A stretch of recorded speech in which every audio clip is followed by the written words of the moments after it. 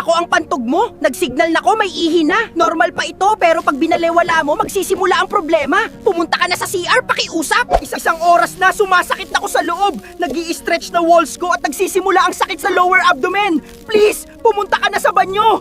2 oras na, dumadami na bakterya sa loob ko. UTI ang sukunod pag hindi ka umiihi, lumalaki risk mo. Huwag mong hayaang dumami ang bakterya. 3 oras na, nag-i-stretch na ko ng sobra. Pag palagi kang ganito, mawawala elasticity ko at mahihina grip ko. Hindi na ako babalik sa dati.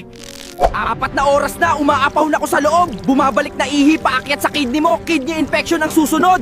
Emergency na to, pumunta ka na. Worst case, pwede akong pumutok sa loob. Bladder rupture, bihira pero nangyayari. Pumunta sa doktor agad. Huwag ipilit. Umihi ka na please. Palagi mong pinipigilan. Permanente ng mahina muscles ko. Hindi na ako makakapit ng maayos. Maglilik na ako kahit kailan. Sana nakinig ka sa signal ko noon pa. Nakita mo rin ako. Follow Pinoy AI Hub para may daily tips and hacks ka na di mo makikita sa iba.